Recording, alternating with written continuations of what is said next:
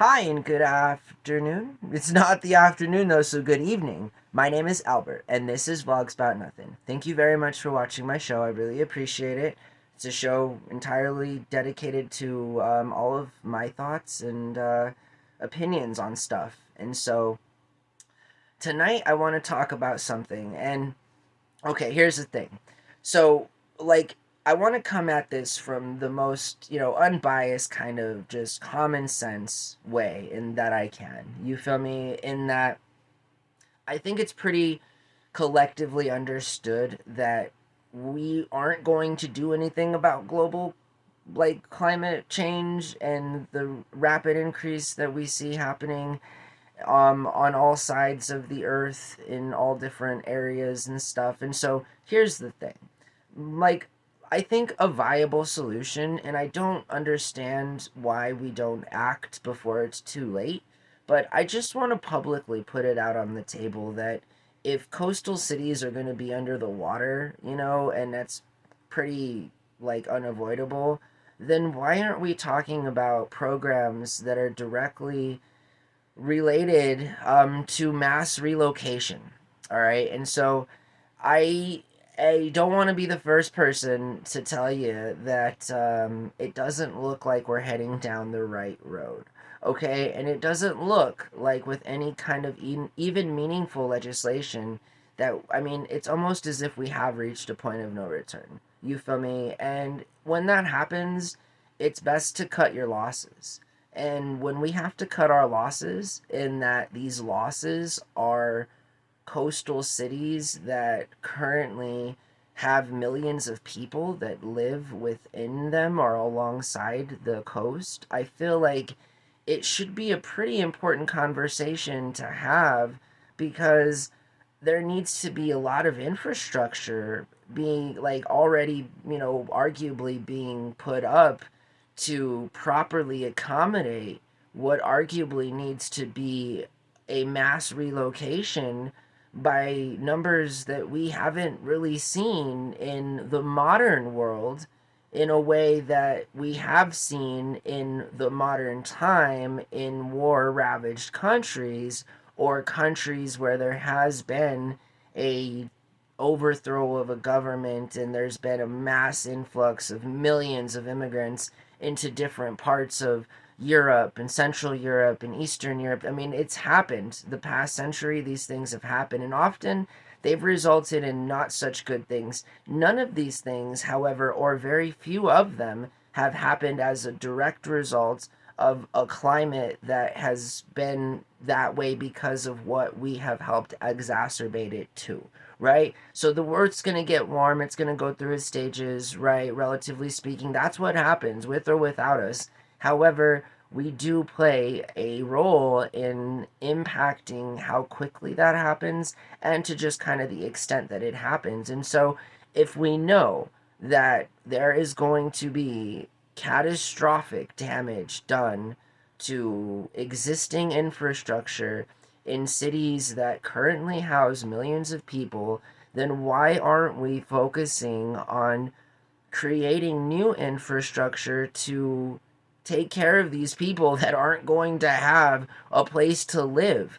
You feel me? Like, if the coast of all of Florida is going to be gone in the next 50 years, then what are we doing living in Florida? I'm just saying, I mean, right? Shouldn't there be meaningful leadership to have these difficult conversations? Because that's a difficult conversation. I feel it. You feel me? I mean, it's not easy to be told that you gotta move. Now, again, it arguably should be easier in a world that is developed and a kind of country that the United States is in particular. Now, it will be interesting to note that however Americans deal with the upcoming disasters is going to be very indicative of how we handle ourselves on a global level too. And so it's important that we handle ourselves properly and that we take measures now to safeguard what we inevitably know is going to take place. Another curious example too, right, is I read a lot. There's, the valley in Phoenix. It's a lovely area. I find a lot of happiness. There's a lot of people there. I love the desert. I mean, there's nothing more. There's nothing better than millions of people living out in the desert. Seriously, this is coming from like a desert dweller. Like, I'm trying to have as many people as possible here. You feel me? The desert's a cool place. The low-lying valleys, there's different types of climate, like there's seasons here. There's all different kinds of benefits that this particular arid environment provides to all of the populations that have been here, historically speaking, since before any sort of modern historian would give credit to, right? I mean, that's kind of like facts, you feel me? So I'm just saying that it's interesting that like that particular area, according to all statistics and data, says that basically the valley is going to be uninhabitable within this, like, by the end of this century. Like, nobody will be able to live in the Phoenix Valley because of how hot it is. There's been discussions from big tech companies to like literally essentially develop the entire valley as we now know it in Phoenix into an infrastructure that is a hub for shipping things, because only machines will be able to literally deal with the surface temperature there, which is expected to get to around 145 degrees.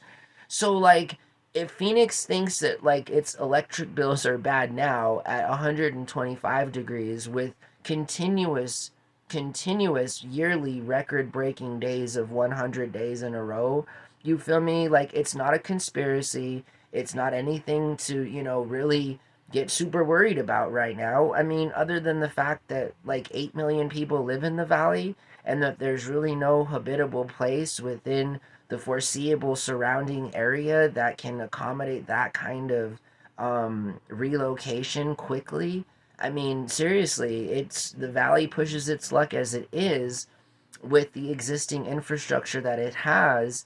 And some might even argue that that particular valley basin where Phoenix and all of its inhabitants live, all of those 7 million people live, is something akin to what happens in Los Angeles or any of these bigger cities where there's just simply not enough water. And people think there's a lot of water and it comes from somewhere, and where it comes from is continuing to deplete, and it just spells out a whole lot of trouble, right? I mean, again, it shouldn't take the most brilliant guy in the world or in the room to tell you that at some point in our nation's future, within our lifetime, and I'm almost 40, so I'm just saying that if we're concerned about our children or our grandchildren, because we're going to be, 80 years old by then, right? And that's if we're all lucky enough to make it to that ripe old age. I'm trying to make it to 113 so I can smoke in 3 different centuries. We all have our different goals. I'm just saying that it's important, right?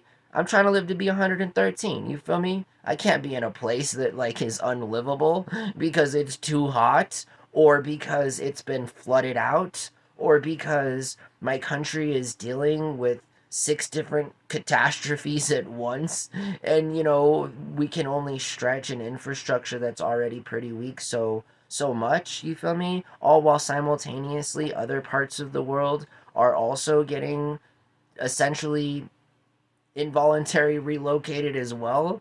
I mean, I can't make this stuff up.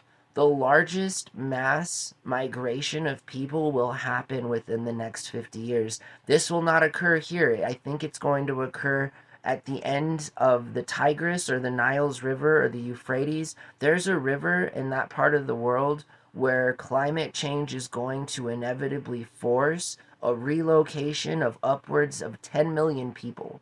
All right. So, like, again, I mean, it may not feel like it impacts you, right? You're on a different continent, you're in a different part of the world, you can't see it. So, why does it matter? Well, it does matter because it should matter, and it should not matter that you can't see it to just care about it.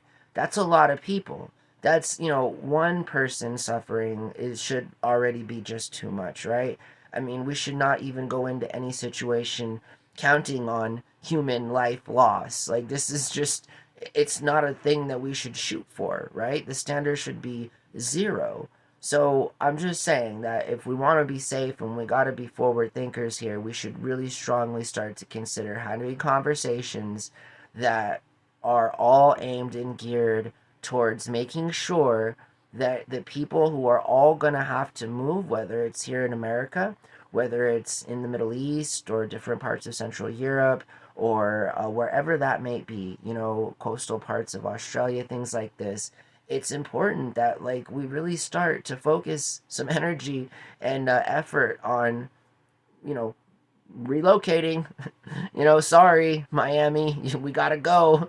You know, I mean, I'm just saying, even parts of New York City, Manhattan, like the all the five boroughs. I mean, you feel me? Like Boston, like there's a lot at stake here.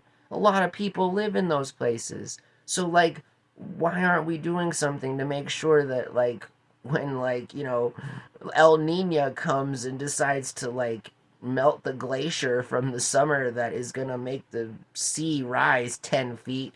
Like I don't understand. Like can we do something about that now? Because clearly we're not gonna do anything, nor arguably couldn't we do anything to prevent this from happening. So like let's be better, y'all. Like after the next 4 years, let's really focus some time and effort on trying to like survive, you know? I mean, forget like sort of enjoying the rest of the Gilded Age. I mean, we can thank the boomers for that quick exit. More like, let's learn how to survive because many people's lives are at risk. And if we don't do something sooner than later, we are going to lose a lot of human life. And I'm not okay with that. You feel me? Like, we can do something about it. So we should do something about it. I hope that you guys have a good night, all right? Bye.